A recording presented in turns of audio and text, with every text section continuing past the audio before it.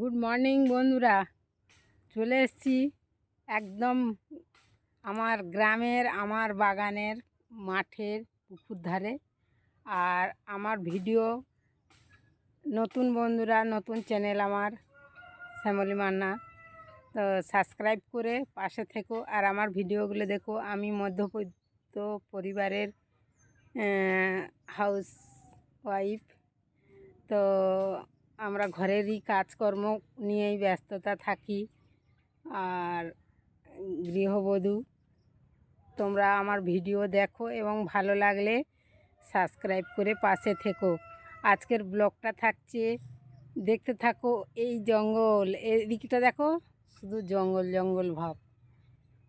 আরও অন্যদিকে দেখাবো তোমাদের, প্রচুর জঙ্গলে আছে। আর এই জঙ্গলে আসতে সবাই ভয় পেত, তখন আমার বিয়ে হয়নি। তো বললো, তোমাদের ওই জঙ্গলে বাবা, তোমাদের বেড়ে যাব না, ভূত আছে। কিন্তু আমি একদিনও ভূত দেখিনি।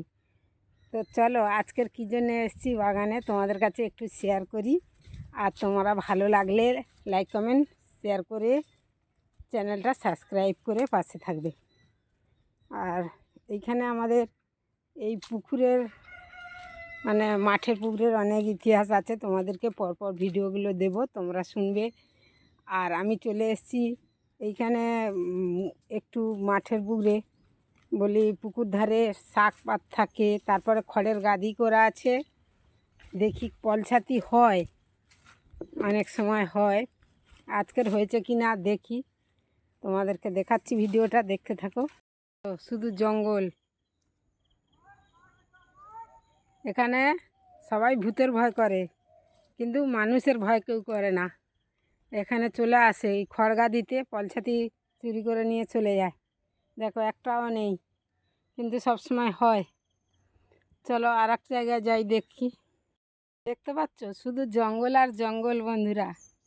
আর এইখানে আমাদের আমন ধানের চাষ হয়েছিল, খড়গুলো আমরা রেখে দিয়েছিলাম, বিক্রি করিনি, কারণ খড়ের পলছাতি খেতে খুব ভালো লাগে, টেস্ট এবং প্রোটিন।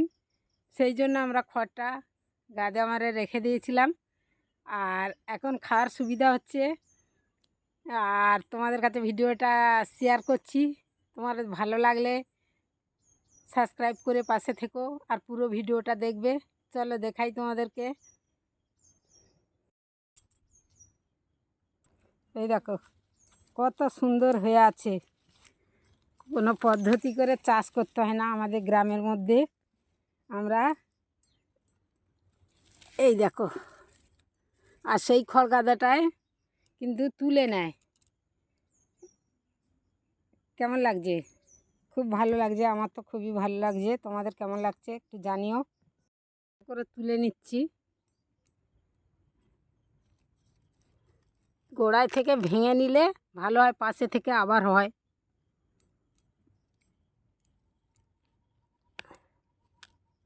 এই দেখো পাশে একটা কুঁড়ি হয়ে আছে, ওই যে এই কুঁড়িটা, এটা কুঁড়ি হচ্ছে। ওইখানেও দেখো কুঁড়ি হয়ে আছে, এগুলো কালকের ফুটবে।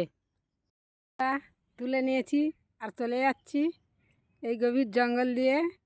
এখানে কিন্তু খুব বিষাক্ত বিষাক্ত সাপ থাকে। আর তবুও আমাদের গ্রামের, আমরা গরিব মানুষ, আমাদের এগুলো তুলে জোগাড় করে খেতে হয়। তো ভিডিওটা এই পর্যন্ত। আর এটা ভাজা করলে খেতে ভালো লাগে, পেঁয়াজ রসুন দিয়ে, লঙ্কা দিয়ে, আর সামান্য হলুদ দেবে, দিয়ে একদম শুকনো শুকনো মতো ভাজা করবে, একেবারে দারুণ লাগবে খেতে। চলো আজকের মতো এইখানে ভিডিওটা শেষ করছি, দেখা হচ্ছে পরের ভিডিওতে। সবাই ভালো থেকো, টাটা।